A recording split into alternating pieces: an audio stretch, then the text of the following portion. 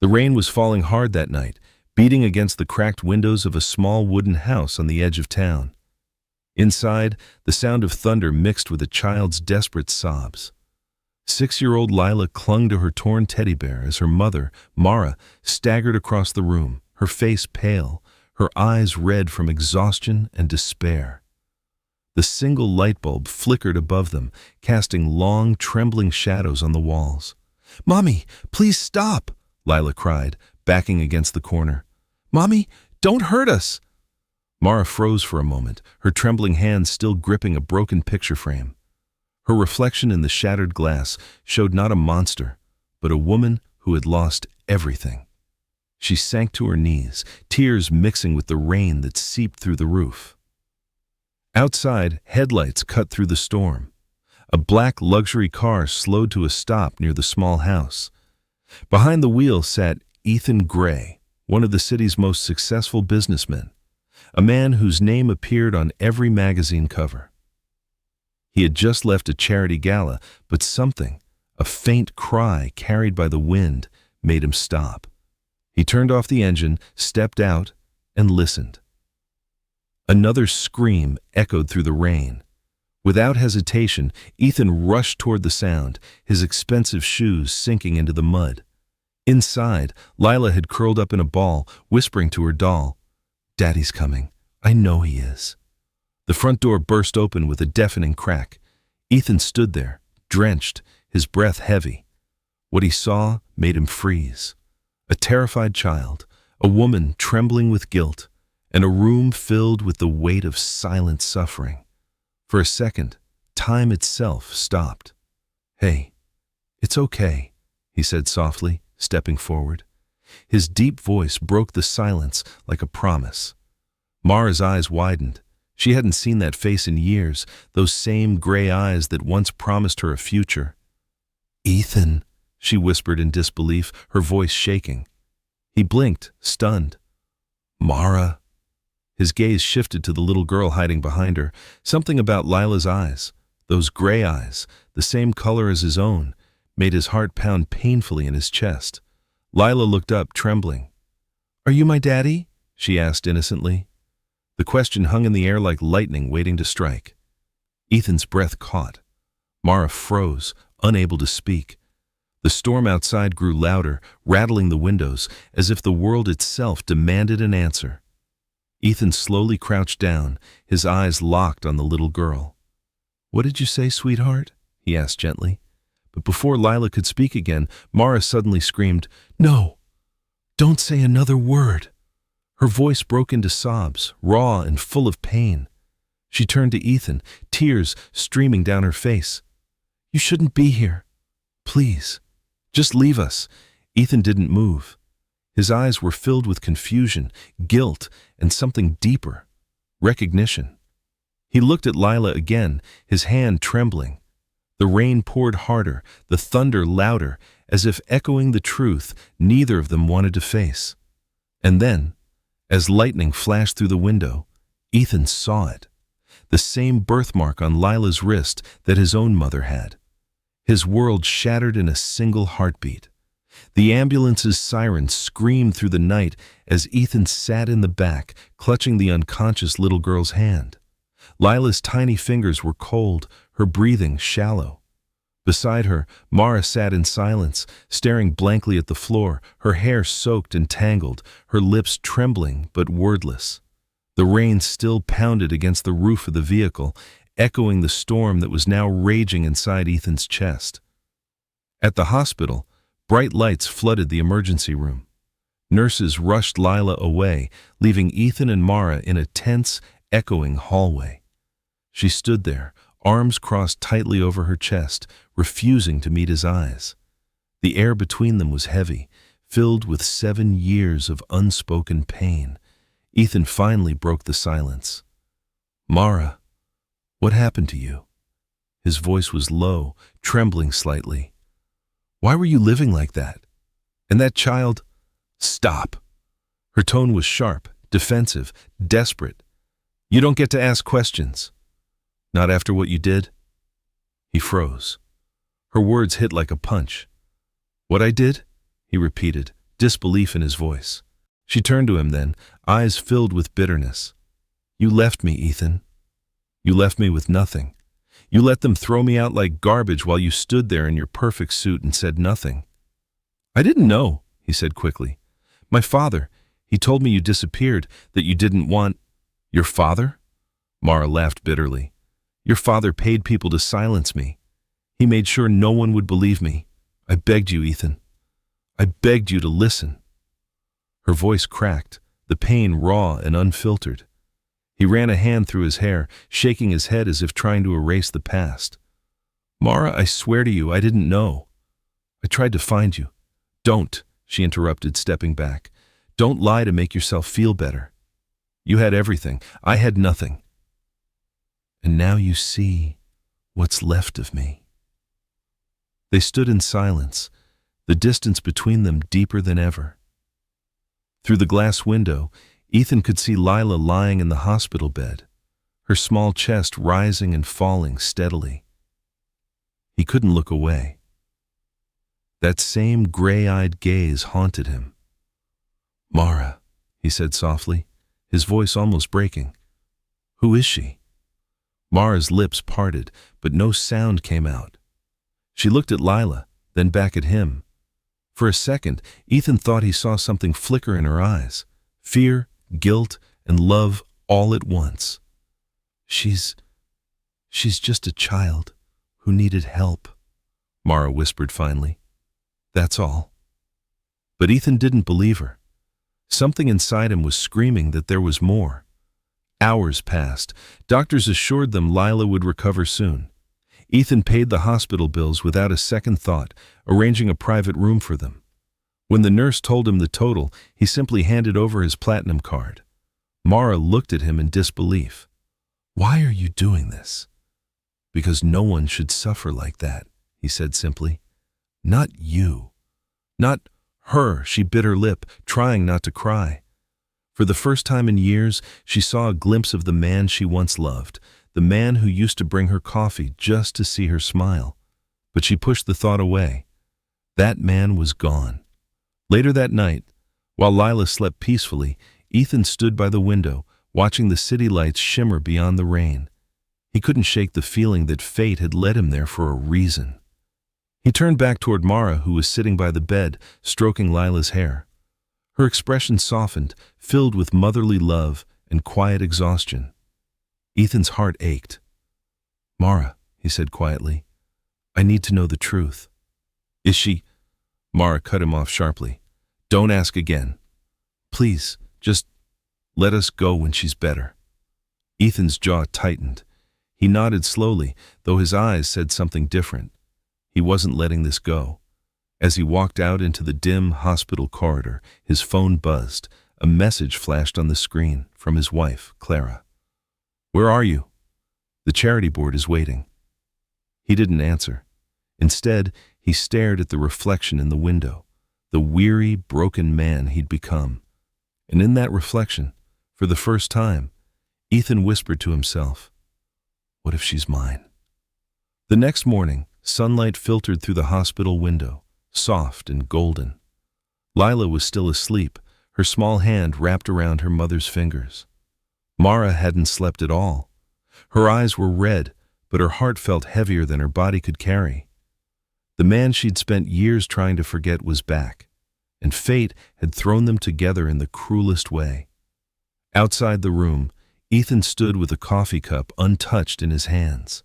He had spent the whole night in the hallway, staring through the glass at the child who had turned his world upside down. Something deep inside him kept whispering the same thing. "She's mine." As he looked at Mara through the window, memories began to flood back. Memories he had buried for 7 long years. It was the summer of his 29th birthday. Ethan Gray, heir to one of the city's largest companies, had just inherited a world of money, control, and pressure. At the Gray estate, every smile was rehearsed, every move calculated. That's when Mara appeared, a quiet, graceful girl working as a housemaid, taking care of his mother's garden. She never looked him in the eyes for too long. She was different, honest, real. He remembered the first time he spoke to her. She was kneeling in the garden, her hands covered in dirt, fixing a patch of dying roses. "You know," he had said, trying to sound casual, "those roses haven't bloomed in years." Mara had smiled slightly. They just needed someone to believe they still could. That one sentence had changed everything. They began to talk more, then laugh, then fall in love, quietly, secretly, as if the world would never allow it. But the world did find out. Ethan's father, Gregory Gray, a ruthless businessman obsessed with image, discovered their relationship. One night, he summoned Ethan to his study. The air smelled like whiskey and power. "Do you understand what you're risking?" Gregory's voice was calm, dangerous. "A servant girl? You'll destroy everything our family stands for." "She's not just a servant," Ethan had said. "I love her." His father's eyes went cold. "Then you'll lose everything. Your inheritance, your name, your company. Choose her, and you'll have nothing." Ethan hesitated. That pause, that moment of fear, was all Gregory needed. The next day, Mara was gone. No goodbye, no letter. Just gone. Ethan searched, but every lead went nowhere. He didn't know that Gregory had paid Mara off, threatened her, and made her disappear before Ethan could reach her. Back in the present, Ethan pressed his forehead against the cool glass of the hospital window, guilt clawing at his chest. "If only I had fought harder," he thought. "If only I hadn't been such a coward." Inside the room, Mara wiped Lila's forehead gently. She could feel Ethan's eyes on her, even through the glass. She whispered to her daughter, "Sleep, my love. Don't ever know the kind of pain Mommy did." Suddenly, the door opened. Ethan stepped inside. "Mara," he said softly, his voice almost trembling, "I remember everything now. I remember us. I remember how it ended." Her shoulders stiffened. "Then you remember why it has to stay that way." He moved closer, lowering his voice. "I didn't leave you. My father did. He made you disappear." I swear I didn't know. Mara's lips quivered, her eyes filling with tears she refused to shed. "It doesn't matter anymore, Ethan. The past can't be fixed." "Maybe not," he said, his gaze shifting to Lila, "but some things deserve the truth." Their eyes met, 7 years of silence breaking like glass between them. Neither spoke again, but everything that needed to be said was already in their faces. As Ethan walked out, Mara's heart pounded. She turned to Lila and whispered, "We can't stay here much longer." He can't find out. But outside, Ethan had already made a silent vow. He would uncover the truth, no matter what it cost him. That evening, the city lights flickered beyond the hospital window, glowing like distant stars. Ethan sat alone in the cafeteria, his untouched dinner growing cold. His mind wouldn't rest. Every time he closed his eyes, he saw Lila's face, the same gray eyes that looked exactly like his own. It wasn't just a resemblance, it was a mirror. He couldn't ignore it anymore. He needed proof. He needed to know. Mara, meanwhile, was upstairs packing a small bag. Her hands trembled as she folded Lila's clothes. The doctor had said Lila could be discharged in the morning. Mara wanted to be gone before sunrise. She knew Ethan. Once he started searching for answers, he never stopped. And if he ever learned the truth, her quiet, fragile world would collapse all over again. Downstairs, Ethan called his assistant, Daniel. "I need you to find someone," Ethan said quietly. "A woman named Mara Collins. She used to work at my family's estate 7 years ago. I want everything, where she went, what happened to her, and—" He paused, his voice thick with something unspoken. "And find out if she ever had a child." Daniel hesitated. "That sounds personal, sir." "It is," Ethan said, staring out the window. "Very personal." After the call, Ethan returned to Lila's room. Mara looked up, startled. "You should rest," she said quickly. "You've done enough for us." He ignored the hint to leave and sat in the chair beside Lila's bed. The little girl stirred, blinking up at him with sleepy eyes. "You came back," she whispered. Ethan smiled softly. "Of course I did. "You're safe now," she smiled faintly and reached for his hand. When her tiny fingers wrapped around his, a strange warmth filled his chest, a feeling he hadn't known in years. Mara watched them silently, her throat tightening. The sight was almost unbearable. Ethan looked so natural sitting there, so gentle with Lila.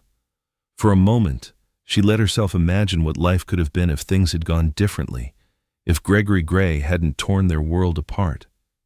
"Ethan," she said quietly, "why are you doing this? You don't owe us anything." He turned to her, his expression steady, but his voice filled with emotion. "Maybe I don't, but maybe I'm trying to do something right for once." She looked away. "You always were too good at sounding noble." He almost smiled, but there was pain behind it. "You think this is about guilt, don't you?" "Isn't it?" she replied. "You help people because you couldn't save me, because helping strangers makes it easier to forget what you did." Her words hit hard, but Ethan didn't argue. Maybe she was right. Maybe he had built his entire empire on the illusion of redemption. Lila stirred again and mumbled something in her sleep. Ethan leaned closer and froze. The small bracelet around her wrist caught the light, a silver charm shaped like a star. His breath stopped. That bracelet. He remembered it instantly. Years ago, he had given Mara the same one on her birthday, engraved with the words, "Always believe." Ethan's voice was barely a whisper. "Where did she get that?" Mara's face went pale. It was a gift," she stammered. "From who?" Her silence was answer enough. He stood slowly, his heart pounding in his ears. "Mara, she's my daughter, isn't she?" Tears filled her eyes, but she shook her head. "No, Ethan. Please don't make this harder." He stepped closer. "I deserve to know the truth." "You deserve the life you already have," she said bitterly. "You have money, respect, a wife who loves you. Leave us with what little peace we have left." Ethan's jaw clenched. "Peace built on lies isn't peace, Mara." Before she could respond, the door opened, and Clara Gray, Ethan's wife, stepped in holding a bouquet of flowers. Her perfect smile froze when she saw Mara. And in that single breathless second, all three worlds collided, past, present, and the truth they'd tried to bury. The tension in the hospital room was so thick it could be cut with a knife. Clara stood frozen in the doorway, the bouquet of lilies trembling in her perfectly manicured hands.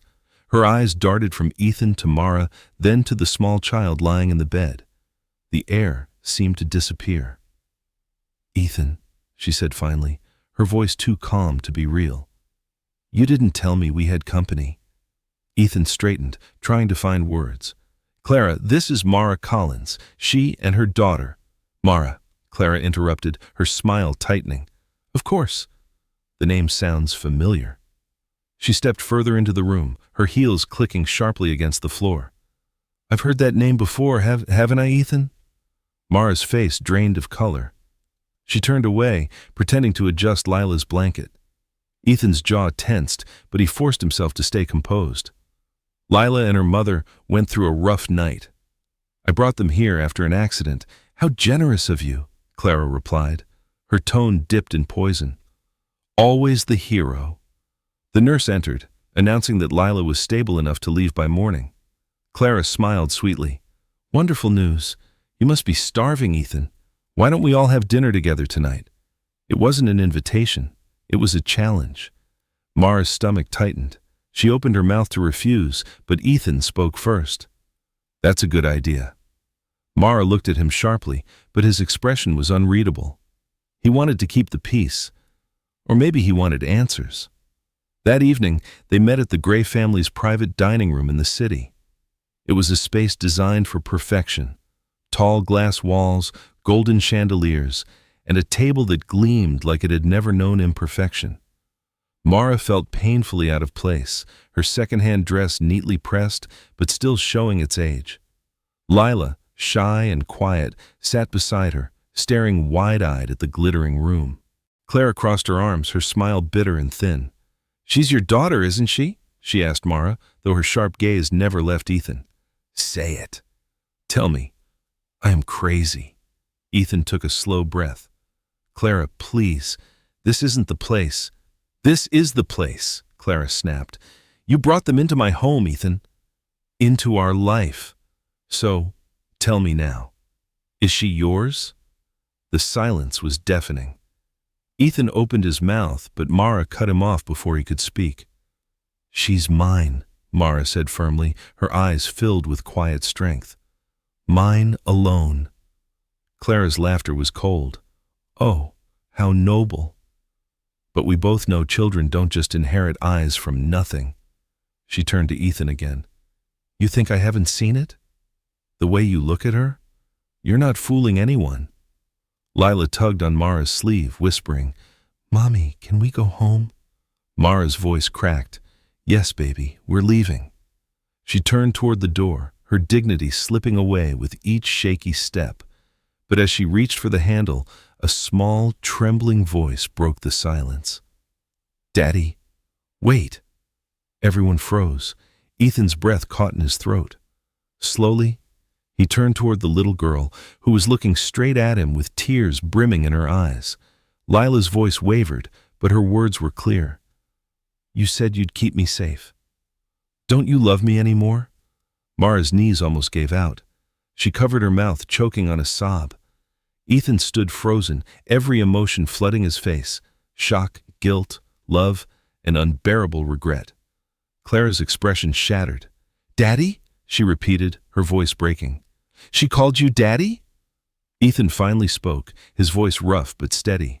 Clara, please. She doesn't understand what she's saying. But Lila wasn't done. She looked at him again, clutching her teddy bear tightly.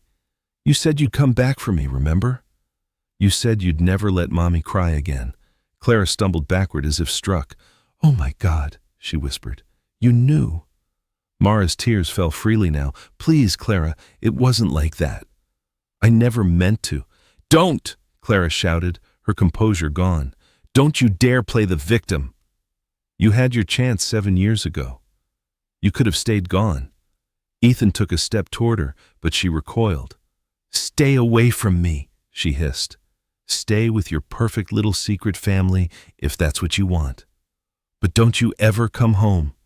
She turned and stormed out of the room, the sound of her heels echoing down the marble hallway. For a long moment, there was only silence. Then, Ethan turned to Mara, his voice raw. You can't keep lying anymore, Mara. Not after this. I need to know. Mara wiped her face, exhausted, broken. What difference does it make now, Ethan? Knowing the truth won't change what happened. He looked at Lila, who was watching him with trusting eyes. It changes everything, he said quietly. Mara hesitated. Her lips parted as if she might finally tell him. But before she could speak, a nurse rushed into the room. Mr. Gray, Mrs. Gray just fainted in the lobby. She's asking for you. Ethan froze. His world was spinning out of control, but there was no time to think.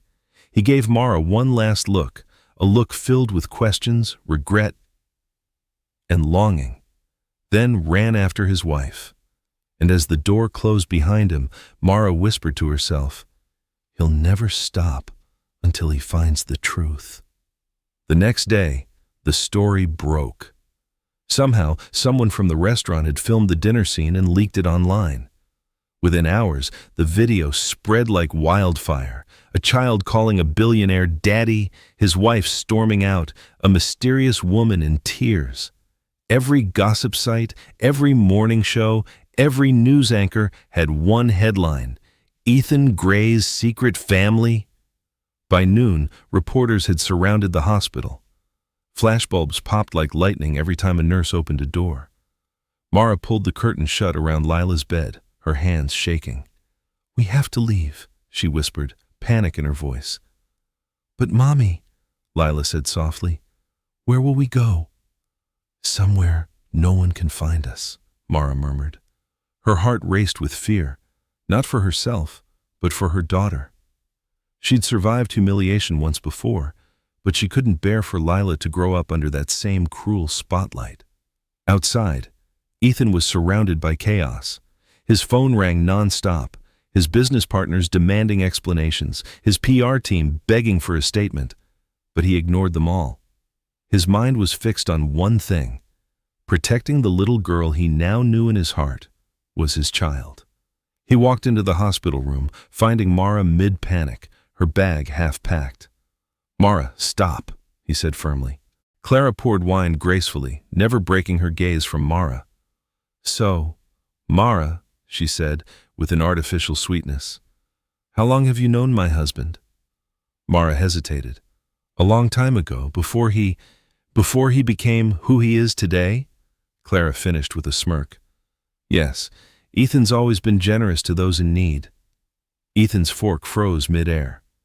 "Clara," she ignored him, "it's just interesting.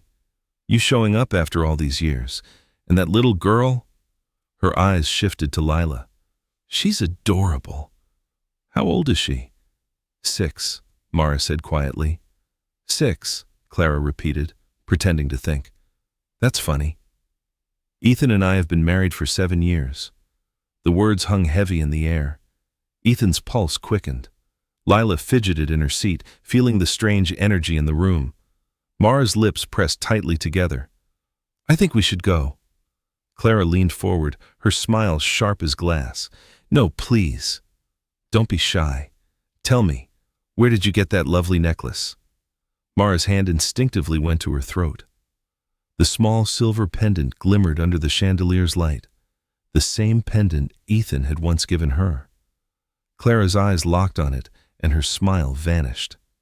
"I've seen that before," Clara said softly.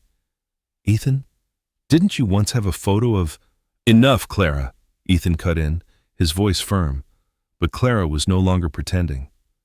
"Who is she, Ethan?" she demanded, standing abruptly. "And who is that child?" Lila flinched. Mara pulled her close, her heart pounding. Ethan stood too, trying to stay calm. "You're overreacting." Clara laughed bitterly. "Overreacting? You bring your old flame and her mystery child into our lives, and I'm supposed to smile?" Mara rose, her dignity trembling but not broken. "We didn't ask for your pity or your dinner, Mrs. Gray. We'll leave." She took Lila's hand and started for the door, but Clara's voice stopped her cold. "Wait," Clara said coldly, her eyes glinting. "Before you go, why does that child have my husband's eyes?" Ethan froze. The room fell silent. And in that moment, everyone knew the truth was no longer something that could be hidden. For a long, unbearable moment, no one moved. Clara's words still hung in the air like the echo of an explosion. "Why does that child have my husband's eyes?" The room seemed to stop breathing. Ethan's throat went dry. His heart hammered in his chest, but he couldn't form a single word. Mara's grip tightened around Lila's hand, her body trembling with a fear she hadn't felt in years. The chandelier's light reflected in Lila's wide gray eyes, the very eyes that now accused Ethan of a truth he could no longer deny. Lila looked between the adults, confused and frightened. "Did I do something wrong?" she whispered. Mara knelt beside her daughter, her voice shaking. "No, sweetheart. You didn't do anything wrong." She spun around, eyes blazing. "You've done enough, Ethan!" "The world knows. Do you have any idea what this will do to her?" "I can fix this," he insisted. "You can't fix me," she snapped. "You couldn't 7 years ago, and you can't now." Ethan stepped closer. "Maybe I can't fix the past, but I won't let her pay for it. I'll protect her." "Both of you." Mara's voice broke. "Protect us? You're the reason they're coming after us." He flinched at her words. For the first time, he realized that his wealth, the thing that had once made him powerful, was now a weapon tearing them apart. At that moment, the door burst open. Clara stood there, pale but composed, flanked by 2 lawyers and a security guard. The air turned to ice. "Well," she said, her tone cutting, "the prodigal family is still here." How convenient. Ethan's jaw tightened. "Clara, this isn't the place." "On the contrary," she said smoothly, "it's the perfect place. My husband's reputation is collapsing, and it's because of her." She pointed straight at Mara. Mara's breath hitched. Please, don't do this in front of my child. Oh, you mean our child? Clara sneered. Since she apparently belongs to my husband now. Ethan took a step forward. That's enough. No, Ethan, Clara said, her voice trembling now. You humiliated me in front of the entire world. Do you even realize what they're calling me online? The billionaire's blind wife. The fool who didn't see. I won't let you destroy me to play hero. Mara moved protectively in front of Lila. I never wanted this. We were fine until you showed up that night. Clara's eyes glistened. Fine? You call living in poverty fine? No, you waited for the perfect moment to crawl back. That's not true, Mara's voice cracked. I wanted nothing from him. Clara smirked. Then you won't mind proving it. My lawyers are filing for separation and for a full investigation into your daughter's paternity. Ethan froze. You can't. Oh, I can, Clara interrupted. And I will. The world deserves to know the truth, right?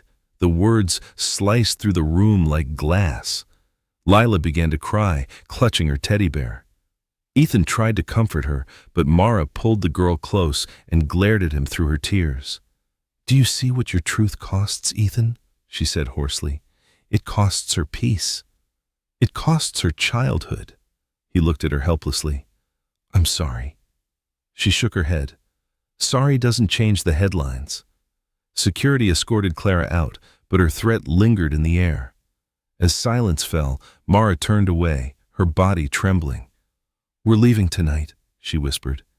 Ethan stepped forward. Mara, please. Don't follow us, she said without looking back. If you really want to protect her, stay away. And with that, Mara gathered her child and disappeared into the night, while Ethan stood frozen, realizing too late that the woman he'd once lost had just walked out of his life again. 3 days had passed since Mara vanished with Lila. The story was still everywhere. Television, tabloids, gossip sites. Billionaire's secret daughter? Screamed one headline. Ethan's company stocks were plummeting, investors panicking, his board demanding explanations. He hadn't slept since the night she left. All he could think about was Lila's face and Mara's last words. If you want to protect her, stay away. But Ethan couldn't. Not anymore. He sat in his office, blinds closed, papers scattered across his desk. A small envelope sat in front of him. The results of the DNA test. He'd ordered it quietly, using the hair Lila had left behind on her hospital pillow. His hands shook as he opened it. The words blurred for a second before his eyes focused. Probability of paternity, 99.9%. He exhaled sharply, gripping the paper. There it was, the truth he already knew but needed to see. Lila was his daughter, his blood, his little girl. For a long moment, Ethan just sat there, his throat tight, tears stinging his eyes. Then came the anger, at his father for destroying his past, at himself for letting fear rule him, and at fate for taking 7 years to bring him to this moment. He stood, storming out of his office. Daniel, he called to his assistant, find them. I don't care how. Just find Mara and Lila. Daniel hesitated. Sir, the press is tearing you apart, maybe laying low. It was sharp, deliberate, and loud enough to make Lila flinch. Mara froze. Ethan's face hardened. He crossed the room in 2 strides and opened the door. And there stood Clara. Hello, Ethan, she said coolly, stepping inside without waiting for permission. Mara instinctively moved in front of Lila. What do you want? She demanded. Clara's eyes flicked toward the little girl. So this is her. Her voice softened slightly. She really does have your eyes. Clara, Ethan said warningly, this isn't the time. She smiled thinly. When would be then? After every news outlet destroys what's left of our lives, after your company collapses? I warned you this would happen, Ethan, but you never listen. This isn't about business, he snapped. This is about my daughter. Clara's gaze snapped to him. Your daughter? She repeated, her voice rising. You admit it now?" Ethan hesitated, but only for a second. "Yes," he said quietly. "She's mine." Mara's knees nearly gave out at the sound of those words. Clara stood still, her eyes glistening, not with tears but fury held on a leash. "You just ruined yourself," she whispered. "And for what? For them?" "For the truth," Ethan said. Clara laughed, but it was hollow. "The truth?" She turned to Mara. "You think he'll save you? The same man who let his father destroy you once? You'll see. He'll choose himself again." "They always do." "Enough," Ethan said, his voice low. "If you came here to threaten us, leave." "I came here to warn you," Clara said sharply. "There's a custody petition being filed tomorrow. The board wants you removed, your assets frozen. You've been painted as an unstable father with an illegitimate child. They'll drag that little girl through every court in this country if they have to." Mara gasped. "You wouldn't." Clara's lips curved. "I don't have to. The press will do it for me." Ethan clenched his fists. "Clara, if you touch them—" "Don't act like you can stop this," she interrupted coldly. "You've already lost control." She turned and started toward the door, her voice sharp as glass. "You want to play father? Fine. Watch how the world treats you now." The door slammed shut behind her. Silence filled the room, broken only by the distant rumble of thunder. Mara sank into a chair, her hands covering her face. "It's over," she whispered. "She's going to destroy us." Ethan knelt in front of her, his hand gently lowering hers. "No, not this time. I won't let her win. I'll go public. I'll tell them everything. About my father, about you, about us." Mara's eyes widened. "You'll lose everything." He smiled sadly. "Maybe. But I already lost the most important thing once. I won't do it again." Lila stirred, sleepy-eyed, and looked between them. "Are we going home now?" she asked softly. Ethan looked at her, his daughter, his reason, and whispered, "Yes, sweetheart, we're going home." But outside, in the black car, Clara was already on the phone, giving the order that would change everything before morning. By morning, the storm that had raged through the night gave way to a bleak, gray sky. News trucks were already parked outside the motel, cameras waiting like vultures. Ethan had managed to get Mara and Lila out through the back door before anyone saw them. They drove for hours, leaving the city behind, until only winding country roads and misty hills surrounded them. Mara sat in the passenger seat, her arms wrapped tightly around Lila, who was half asleep. Her eyes were swollen from crying. "You shouldn't have brought us," she whispered. Ethan kept his eyes on the road. "If we'd stayed, Clara would have destroyed you." "I won't let that happen." "She already has," Mara said bitterly. "She's turned the world against us." Ethan gripped the wheel harder. "Then I'll fight the world." "I don't care about the press," Ethan snapped. "That little girl is my daughter, and she's out there thinking I don't want her. Find them." Across town, Mara and Lila were staying in a small motel near the countryside. The wallpaper peeled, the air smelled of mildew, but it was quiet, safe. Mara spent her days glancing out the window, afraid of seeing flashing cameras or Ethan's car. Lila spent her time drawing with the cheap crayons her mother bought at a gas station. "Mommy?" Lila said one evening, holding up a picture. It showed 3 stick figures, a woman, a man, and a little girl holding hands under a bright sun. "This is us." Mara's heart twisted. "Sweetheart, that's beautiful." "But where's Daddy?" Lila asked softly. "He said he'd come back." Mara turned away, blinking back tears. "Sometimes people say things they can't keep, honey. Not because they don't want to, but because life makes it hard." Lila tilted her head. "But Daddy said he'd never let you cry again." The words hit Mara like a knife. "I know," she whispered. "I know." That night, after Lila fell asleep, Mara sat by the window, staring into the darkness. Her phone buzzed, a number she didn't recognize. She hesitated before answering. "Mara," Ethan's voice said on the other end. She froze. How did you get this number? It doesn't matter. I need to see you, please. There's nothing left to say. Yes, there is, he said firmly. I know the truth now. I saw the test results. Her breath caught. You did what? I had to know, Ethan said softly. She's my daughter, Mara. Our daughter, and I'm not letting her grow up thinking she's a mistake. Mara's eyes filled with tears. You don't understand. Your world will eat her alive. They already think she's some scandal. Then let them, Ethan replied. Let them think what they want. I won't hide her anymore. There was silence on the line. Finally, Mara said quietly, Ethan, if you come here, everything will explode again. I don't care, he whispered. She deserves her father. Before Mara could respond, there was a knock at the door. Her heart skipped. Slowly, she opened it. And there he was, Ethan, soaked from the rain, eyes filled with exhaustion and determination. Lila woke up at the sound and ran toward him. Daddy, she cried, wrapping her arms around his legs. Ethan dropped to his knees, hugging her tightly. I found you, he whispered, his voice breaking. Mara watched from the doorway, tears streaming down her face.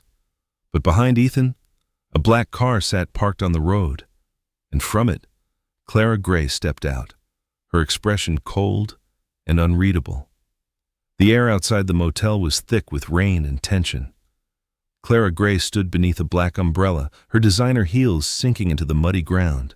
She didn't move closer, just stared at the small room where her husband, the man she once thought she knew completely, was now holding another woman's child in his arms. Her expression wasn't anger anymore. It was something colder. Purpose. Inside, Lila was clinging to Ethan's neck, whispering, You found us, Daddy. You really came. Ethan kissed the top of her head, his voice trembling. I promised, didn't I?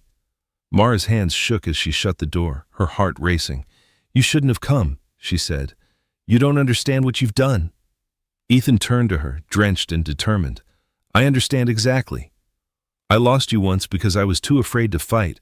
I won't make that mistake again. Ethan, please, she begged, her voice breaking. This isn't about you and me. This is about keeping her safe.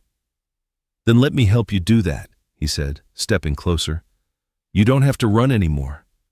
I'll protect you both. Mara wanted to believe him. She wanted to fall into his arms like she used to.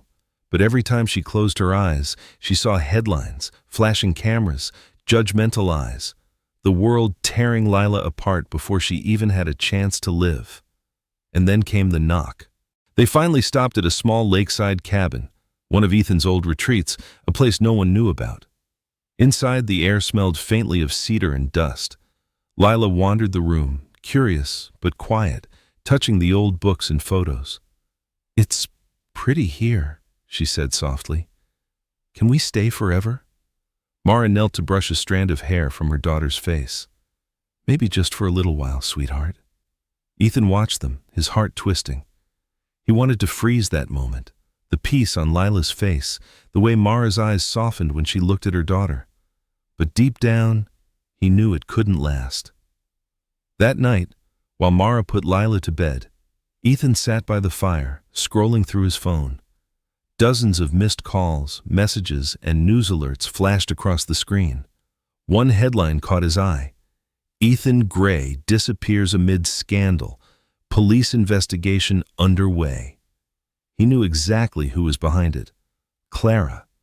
He turned off his phone and stared into the flames. He'd built an empire on control, on perfection, on the illusion of stability. Now, all of it was falling apart because of the one truth he'd spent years avoiding.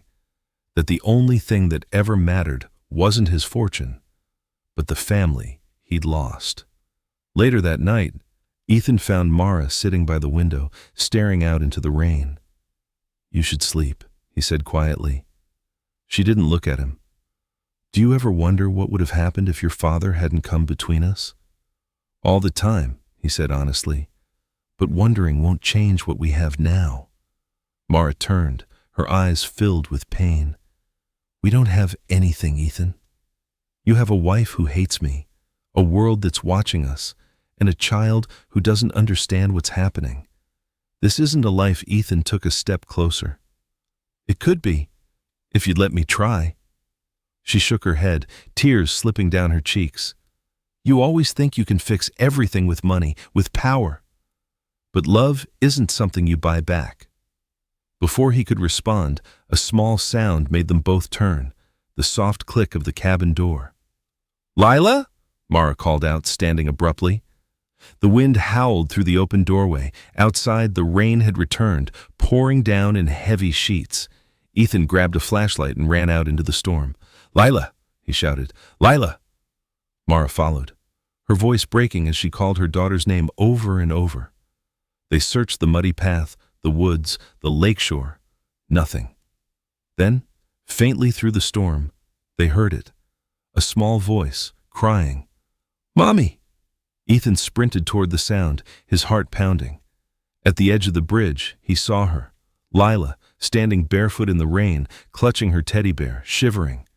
Lila! Ethan called, racing to her. Don't move!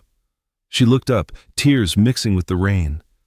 I wanted to find the stars, she sobbed. You said they make wishes come true. He scooped her into his arms, wrapping her in his coat. You are my wish, he whispered, holding her tight. Mara reached them seconds later, collapsing into tears as she hugged her daughter. Ethan turned to her, his voice steady despite the chaos around them. No more running. I'm done losing you both. But as they stood together under the pouring rain, headlights suddenly cut through the darkness, and Clara's car pulled up, her silhouette visible behind the wheel. The headlights sliced through the storm like knives.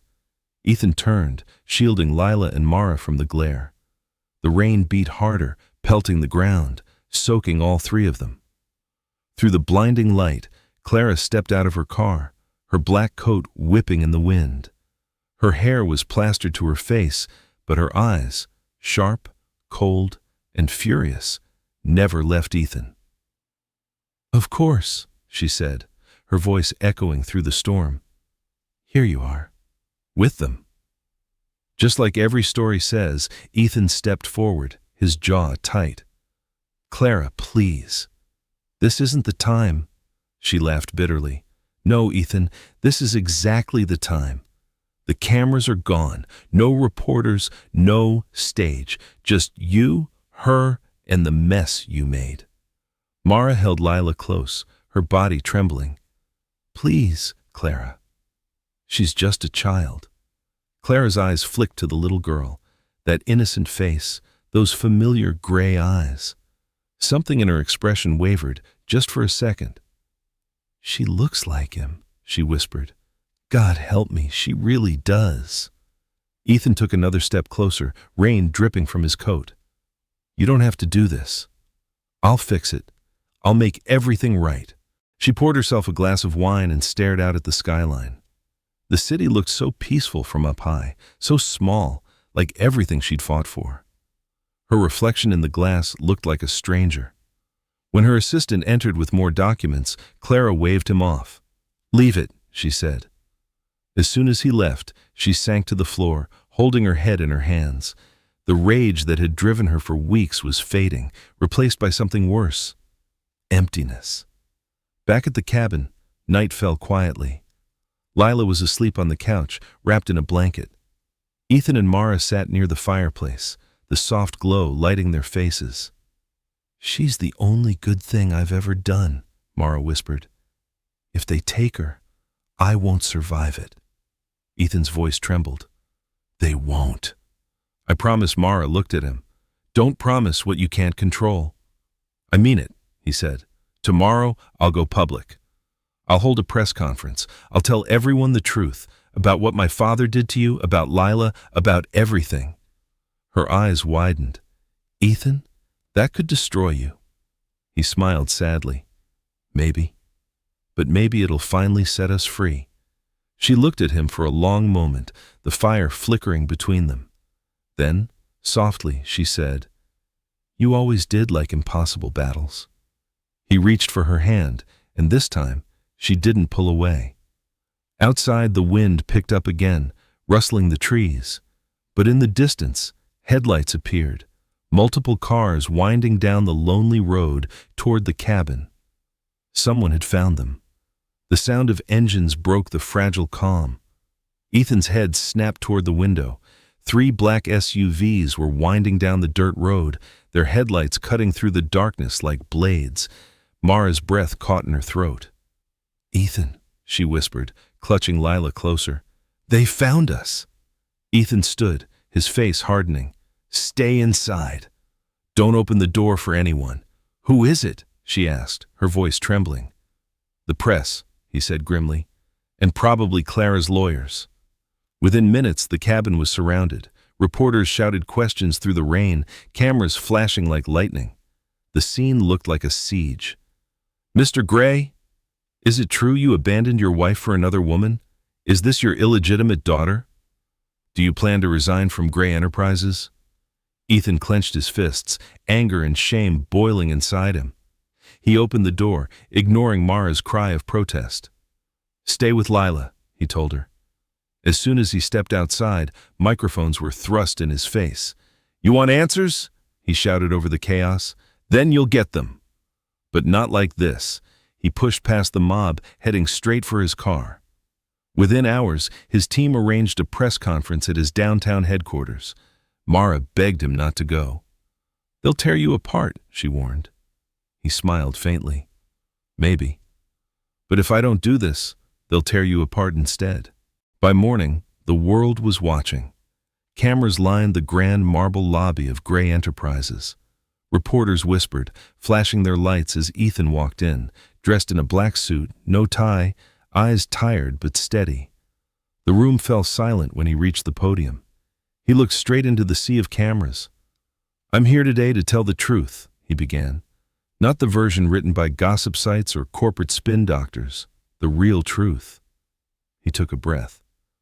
7 years ago, I loved a woman named Mara Collins. She worked in my family's home. My father didn't approve. He had her fired and silenced, and I let fear keep me from fighting for her. When she left, I didn't know she was carrying our child. Gasps filled the room. The reporters scribbled furiously, the flashes nearly blinding. Ethan continued, voice trembling but resolute. "Her name is Lila. She is my daughter, and she is the best thing that's ever happened to me." He paused, scanning the crowd. "I've made mistakes. I've hurt people, including my wife, Clara. But my silence caused more damage than any truth could. So, I'm done hiding. I'm stepping down from Gray Enterprises effective immediately." A murmur rippled through the crowd. "I'll dedicate the rest of my life to protecting my daughter and helping those my family's greed has hurt. If that makes me a scandal, so be it." He stepped back from the microphone as reporters shouted questions, but he didn't answer. He just walked out, shoulders straight, head high. Back at the cabin, Mara watched the live broadcast on an old TV. Tears streamed down her face as she saw Ethan's confession play across the screen. Lila was beside her, hugging her teddy bear. "Mommy," she said softly, "he's not sad anymore." Mara nodded through her tears. "No, baby, he's not." Just then, the door opened. Ethan stood there, soaked from the rain again, but this time, there was peace in his eyes. "It's done," he said quietly. Mara rose slowly, searching his face. "You really gave it all up?" He smiled faintly. "I didn't lose anything that mattered." For the first time, she believed him. She stepped closer, tears in her eyes. "What happens now?" Before he could answer, a knock echoed at the door again. Ethan froze. Mara's heart skipped. He opened it, and there stood Clara. But she wasn't furious this time. She looked tired, fragile, human. In her hands, she held a folder. "This is for you," she said softly. "It's the petition." I withdrew it. Mara's mouth fell open. "Why?" Clara's voice broke.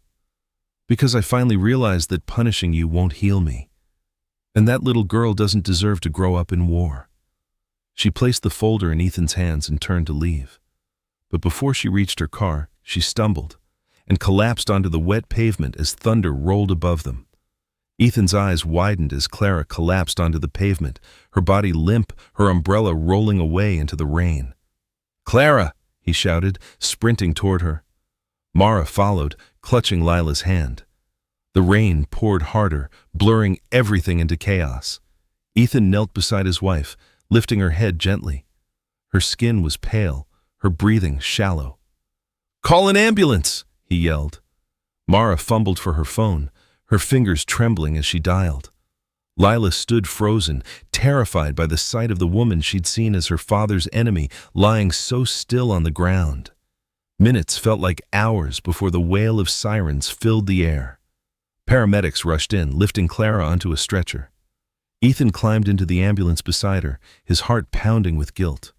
Mara wanted to follow, but Ethan shook his head. "Stay with Lila. I'll call you." The doors slammed shut, and the ambulance disappeared into the storm. At the hospital, Ethan paced the hallway outside the emergency room, soaked and shivering. He couldn't stop replaying the last few months, the fights, the betrayal, the hatred. And now, seeing her lifeless on the ground, none of it mattered. All he could think was, "I failed her too." A doctor finally approached, removing his mask. "Mr. Gray, your wife suffered a cardiac episode, stress-induced. She's stable now, but she'll need rest and treatment." Ethan exhaled shakily, relief flooding his chest. "Can I see her?" The doctor nodded.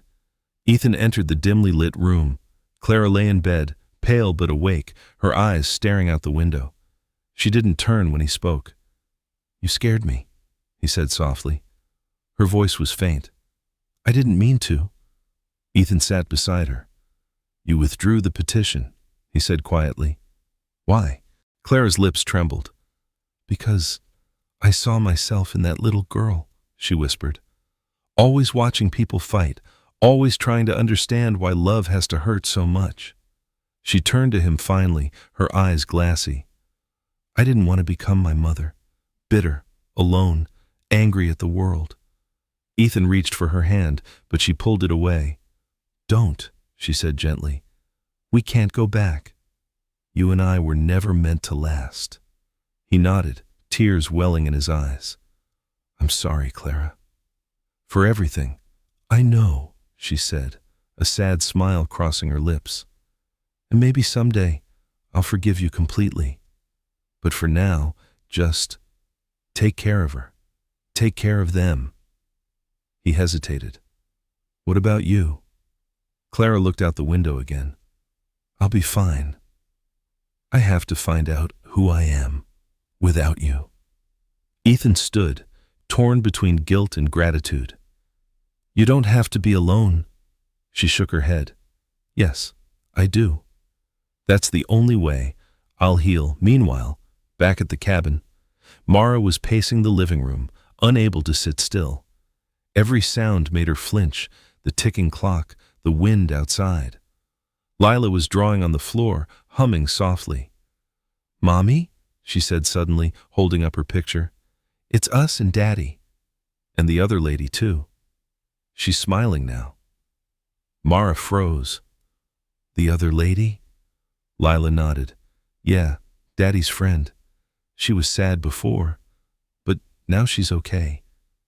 Mara's eyes filled with tears. "You think so, sweetheart?" Lila smiled. "I know so." When Ethan finally returned, he looked exhausted but calm. "She's going to be okay," he said quietly. Mara exhaled in relief. "And the petition?" He held up the folder. "Gone." Clara ended it. Mara sank onto the couch, tears streaming down her cheeks. After everything she did? Why? Ethan sat beside her, looking into the fire. Because even broken people can still choose kindness. Mara reached for his hand. "What happens now?" He smiled faintly. "Now we start over. All of us." As Lila climbed into his lap, wrapping her small arms around his neck, Ethan finally felt something he hadn't felt in years. Peace. But outside the hospital, Clara stood by her window, watching the sunrise.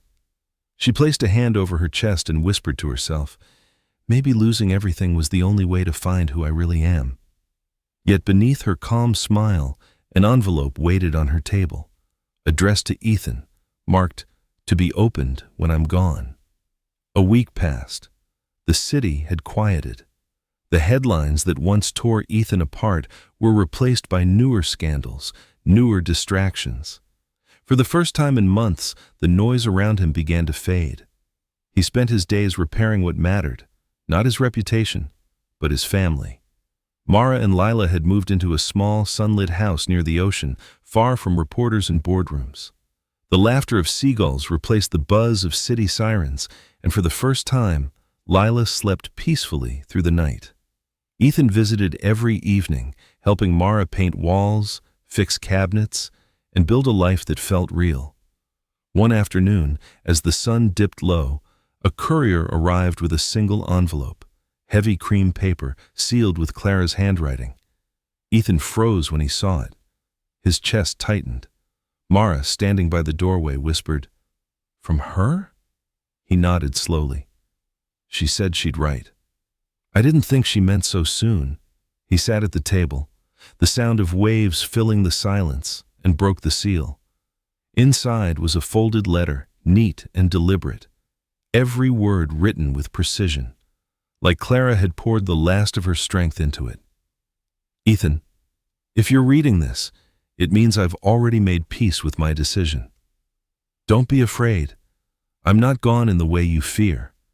I'm simply choosing a different kind of life, one far away from the noise we created.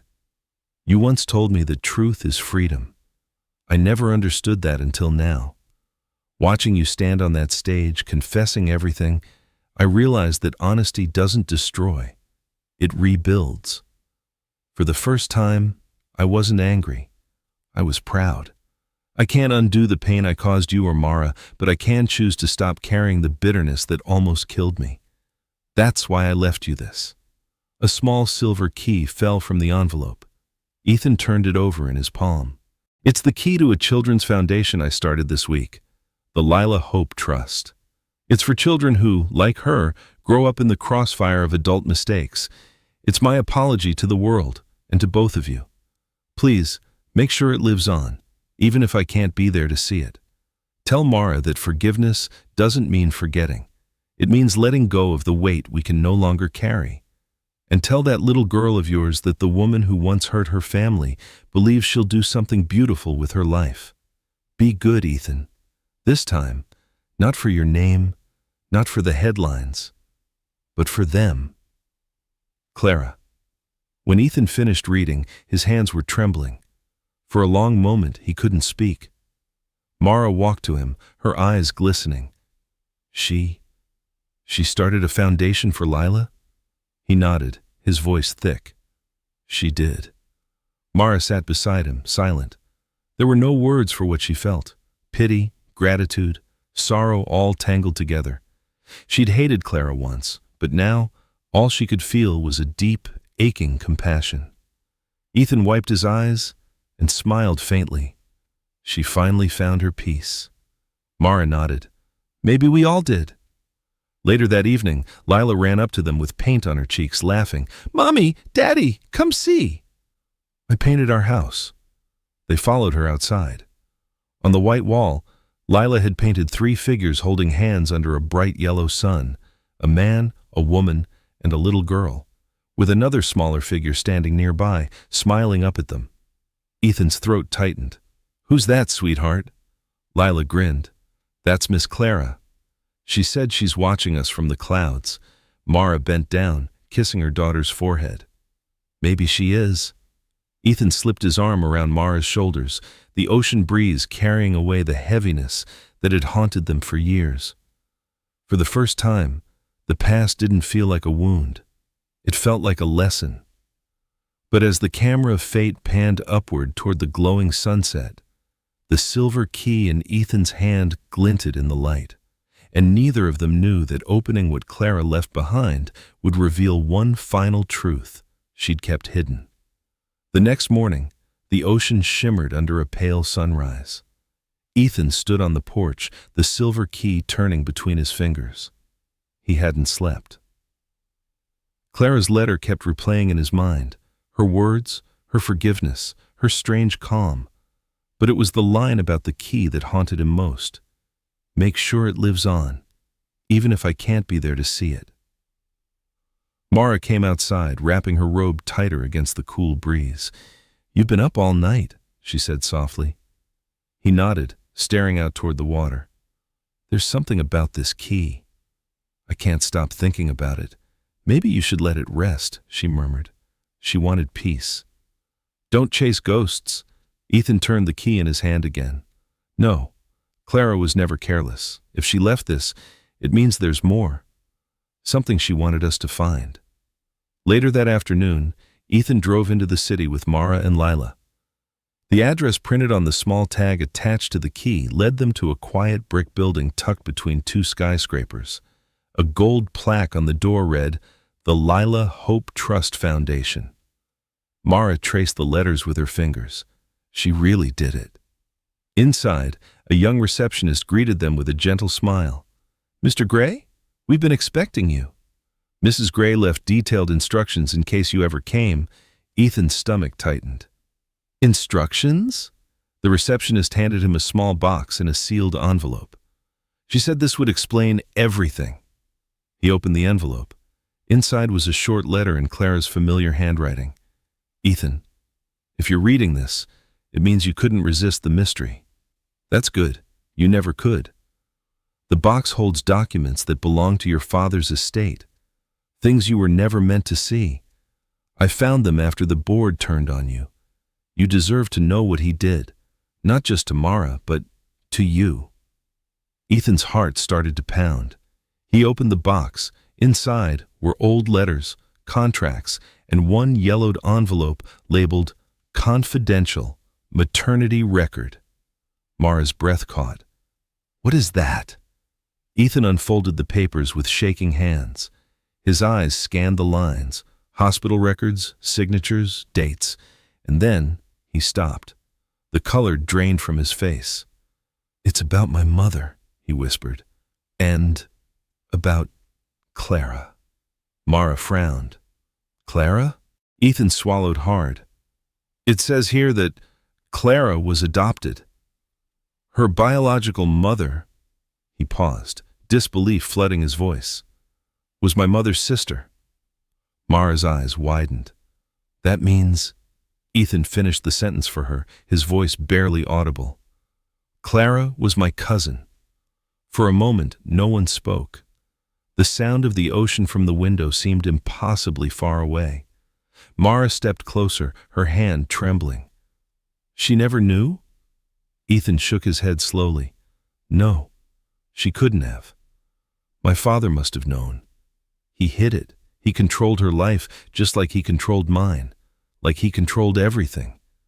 Tears welled in his eyes. All that anger, all that pain. She didn't even know the truth about who she was. Mara's heart ached. Maybe that's why she could never find peace. She was fighting ghosts she didn't understand. Ethan stared down at the documents. She wanted me to find this, to finally break free from his lies. He placed the papers back in the box and closed it gently. She's gone, but she still protected us. Even after everything, Mara rested a hand on his arm. Then, let's honor that. Let's use what she left for something good. Ethan nodded, emotion tightening his throat. We will. For her, for Lila. He looked at his daughter, who was tracing her tiny fingers over the plaque by the entrance. Daddy, she said softly, did Miss Clara build this place for me? Ethan knelt beside her. Yes, sweetheart, she did. And now, it's our job to make sure every child who needs help finds it here. Lila smiled. Then we'll help them all. Mara's eyes filled with tears as Ethan pulled them both into his arms. For the first time, the ghosts of their past didn't feel like chains. They felt like roots, grounding them to something new. But that night, as Ethan locked the box away, he didn't notice a second envelope tucked underneath, one bearing his name in Clara's handwriting, marked, The truth about your father. The wind howled against the windows that night as rain once again returned to the coast. Ethan sat in his study, the lamp casting a pool of warm light across the desk. He couldn't sleep. Something about Clara's letter still felt unfinished, like a door she'd only half opened. He reached for the old box again. The papers inside were neatly stacked, and as he lifted them, a second envelope slid out, landing on the floor with a faint whisper. His breath caught. His name was written across the front in Clara's looping handwriting. For Ethan. The truth about your father. He stared at it for a long moment, his hands trembling. Part of him didn't want to know. He'd already lost too much to the truth, but he couldn't ignore it. Slowly, he broke the seal and unfolded the letter. Ethan, before I left, I promised myself I'd never hurt you again. But I can't leave this world knowing you're still living under your father's shadow. You deserve to know what really happened, not the version he told you. Ethan's throat tightened as he continued reading. Your father didn't just destroy my life or Mara's. He built his empire on secrets and on lies about you.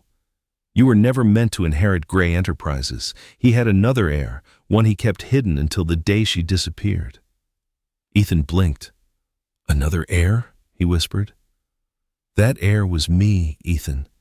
I was your father's daughter, not adopted, born in secret. He kept me hidden to protect his public image. When your mother found out, she left him. That's why you grew up believing she died in an accident. She didn't. She left to escape him. The letter slipped from Ethan's hands. He felt the room spin around him. No, that can't be, he muttered, his pulse pounding. He picked the paper back up, his eyes scanning the next lines through blurred vision. I didn't find out until after he died. The documents are in the Foundation's vault under the name Gray Trust B. DNA tests, birth certificates, everything. He ruined both of us, Ethan. Me, by hiding who I was. You, by making you believe you were his only child. Ethan's breath came in short gasps. My father lied about everything. I don't tell you this to punish you. I tell you because the curse of his lies ends with us. Don't live your life trying to fix what he broke. Build something new. Be the kind of father he never was. The last line hit like a knife. Love without fear, Ethan. That's the only truth that matters. The letter ended there. Ethan sat in silence, staring at the paper until his vision blurred with tears. His entire identity, the legacy he'd carried, the guilt, the name Gray itself, had been a lie. He was not just the son of Gregory Gray. He was the brother of Clara. He rose slowly, his mind racing. That's why she forgave me. That's why she started the Foundation. It wasn't just redemption. It was family. Mara appeared in the doorway, her hair loose, her face soft with worry. You're still up, she said gently. Ethan looked at her, the letter trembling in his hands. Mara, Clara was my sister. Her eyes widened. What? He handed her the letter. She read in silence, her lips parting in shock. My God, Ethan, all this time. He nodded. Everything I thought I knew, gone. He lied about her, about my mother, about everything. Mara came closer, laying a hand on his chest. Then let that be the end of his power. Don't carry his sins anymore. Ethan took a deep breath. You're right. It ends here. The Gray name doesn't define us. Love does. Outside, thunder rolled over the ocean, but this time it didn't sound like a threat. It sounded like release. Mara leaned into him, resting her head against his shoulder. What will you do now? He looked toward the horizon, where morning light was just beginning to break through the storm. I'll rebuild everything, he said quietly, not as a Gray, but as a father, and a man who finally knows the truth. But as dawn rose, A final letter waited unopened in the vault Clara mentioned, one addressed not to Ethan, but to Mara, sealed with his father's name. 2 days later, Ethan and Mara drove to the city again. The morning sky was heavy with gray clouds, the kind that promised rain. Ethan had been quiet the entire trip, his mind still reeling from Clara's final confession. But there was one more mystery left to face: the envelope Clara had mentioned in her letter.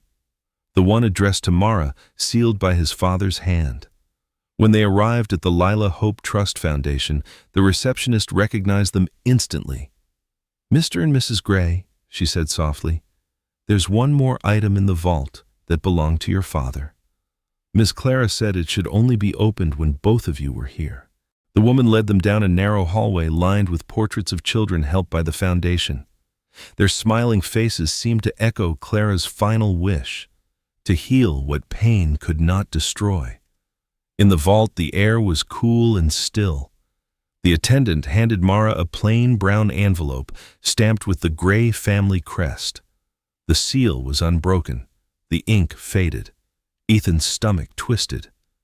"He wrote to you?" Mara stared at the envelope, her fingers trembling. "I can't imagine why." "Open it," Ethan said quietly. She hesitated for a moment, then broke the seal. Inside was a handwritten letter. No signature, no date, just his father's unmistakable handwriting. "Mara, if you're reading this, then I am no longer here to face you, which is fitting, considering how much of my life I spent running from the consequences of my choices." Mara's brow furrowed as she read on. Ethan stood silently beside her, his breath held. "You were the only person who ever looked at me without fear. When you worked in my home, I saw something in you that I couldn't name. Courage, maybe, or faith in a world that men like me had long since stopped believing in. My son loved you for the same reason, and I ruined it." Mara's hands trembled. "When I forced you to leave, it wasn't because you weren't good enough. It was because you were too good. You reminded me of what I'd become, a man who valued reputation more than truth. I told myself I was protecting my son's future, but really, I was protecting my pride." Ethan's jaw clenched, his eyes dark. "He admits it," he whispered. Mara kept reading. "I know you had a child. I knew before Ethan did. I saw her once, from a distance, when she was barely a year old. I wanted to tell him, but I couldn't face what that truth would destroy. So instead, I made sure you were safe. I paid the hospital bills anonymously. I kept a file of every school she attended. I made sure no one touched you, not even the people I paid to silence you. It was the only way I knew how to love without ruining more lives." A tear slipped down Mara's cheek. She looked at Ethan, her voice trembling. He watched us?" Ethan nodded slowly. "He always controlled everything, even his guilt." She turned back to the letter. "I don't expect forgiveness, not from you or from my son. But if there's any mercy left in the world, let that little girl know she wasn't born from shame. She was born from the only pure love my son ever knew." The letter ended there. No signature, no goodbye, just silence. Mara folded it carefully, her hands shaking. "He was a monster," she said softly, "but even monsters have cracks." Ethan's eyes were filled with sorrow. He tried to make it right in his own twisted way. Mara looked at the letter again. "Then maybe it's time we stop living under his shadow." Ethan nodded. "You're right. This, all of this, ends with us." He took the letter, placed it back in the envelope, and handed it to her. "Keep it. Not as forgiveness, but as proof that even the worst people can still want something good." They left the vault hand in hand, stepping out into the soft drizzle. The city, once suffocating, now felt different, lighter somehow. As they walked toward their car, Ethan looked at Mara. "You know what this means, don't you?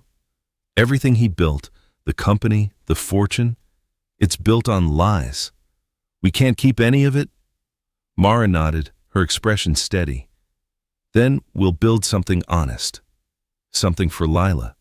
Something that carries her name, not his. But as the rain began to fall harder, neither of them saw the shadow standing across the street.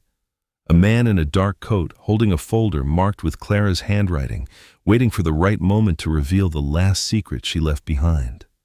The next evening, the rain had stopped, leaving the city washed and glistening. The streetlights reflected off the wet pavement like tiny stars. Ethan, Mara, and Lila had returned to their coastal home, believing the worst was finally over. But peace, as always, never lasted long in the Gray family's story. While Mara tucked Lila into bed, humming softly, Ethan stood on the porch, staring out at the ocean. The weight of everything, his father's lies, Clara's death, the truth about his family, still pressed against his chest like a stone. He was about to step back inside when he saw headlights approaching down the narrow road. A black sedan stopped at the gate. A man in a dark coat stepped out, tall, lean, and carrying a leather folder. He walked toward the house with purpose. "Mr. Gray?" he called out. His voice was calm but firm. Ethan frowned. "Who are you?" "My name is Adam Cole," the man said. "I worked with Miss Clara Gray. Before she passed, she gave me something, instructions, and a file to deliver when the time was right. She told me it would change everything you thought you knew." Ethan's heart sank. "Not again," he murmured. "What could possibly be left to uncover?" Adam handed him the folder. "She said you'd understand once you read it. She made me promise to deliver it only after you read your father's letter." Mara appeared at the doorway, her voice wary. "Ethan? Who is it?" He turned to her. "Clara's lawyer.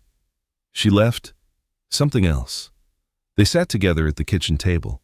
The envelope was thick, sealed with red wax and Clara's initials. Ethan broke it open, pulling out several documents and a flash drive. On top was a letter in her handwriting. "Ethan, if you're reading this, it means you've finally faced the past. But the truth isn't complete yet. The Gray name is more than just a legacy of lies. It's a chain. And there's one more link you don't know about." Ethan exchanged a glance with Mara, his pulse quickening. "Your father wasn't the only one who kept secrets. When I uncovered my adoption records, I found something else. A file labeled Gray Heir Project. It listed multiple names, one of them yours, another, Mara Collins." Mara's breath caught. "What?" Ethan kept reading, his hands trembling. "Your father funded a quiet program decades ago, designed to find children who shared specific genetic markers for intelligence and resilience. He wanted to build the perfect successor. Most of the children were abandoned or lost in the system.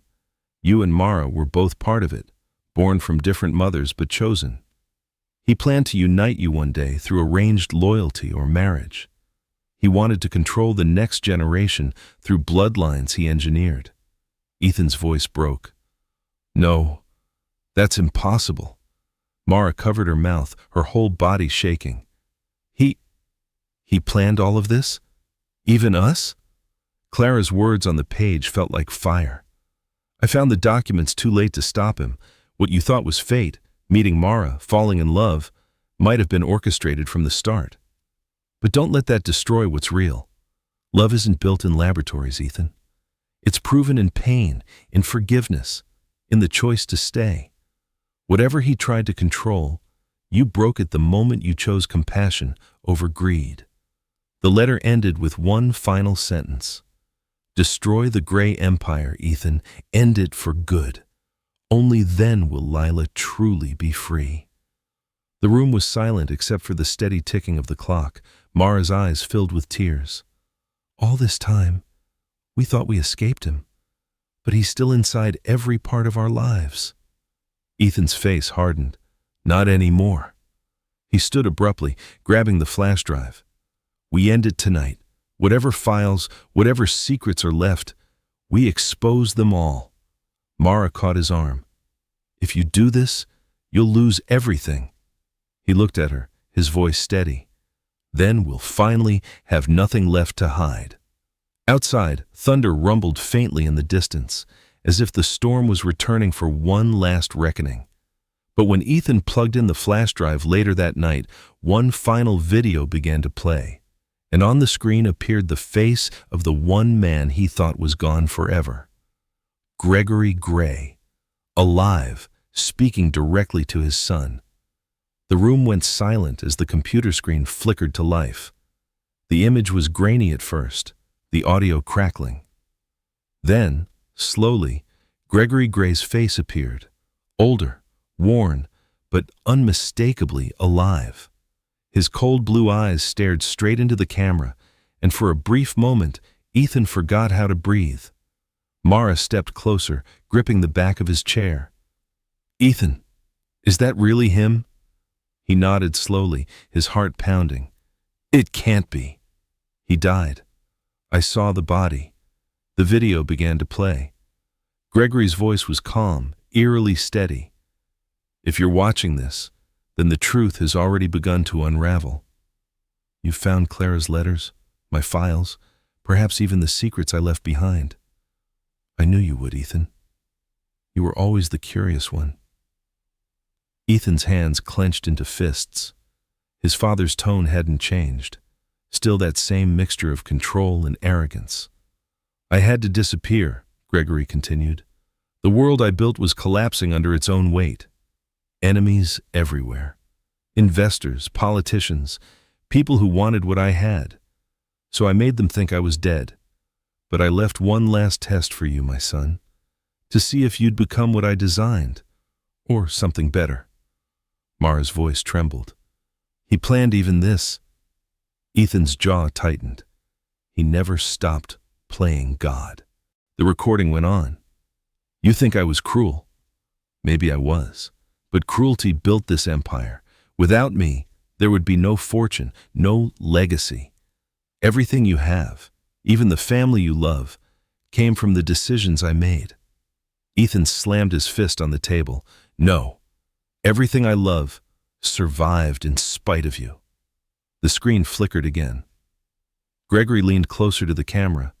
His eyes were filled not with warmth, but something that looked disturbingly like pride. "You'll hate me for what I did. That's fine. Hate keeps men sharp. But remember this, Ethan. In the end, blood always returns to blood. You can't escape what you are." The video ended abruptly, leaving only static. Mara exhaled shakily, tears streaming down her face. "He's alive. He's out there somewhere." Ethan stared at the blank screen, fury and disbelief colliding in his chest. "Then I'm going to find him." "Ethan? No," Mara said quickly. "He's dangerous.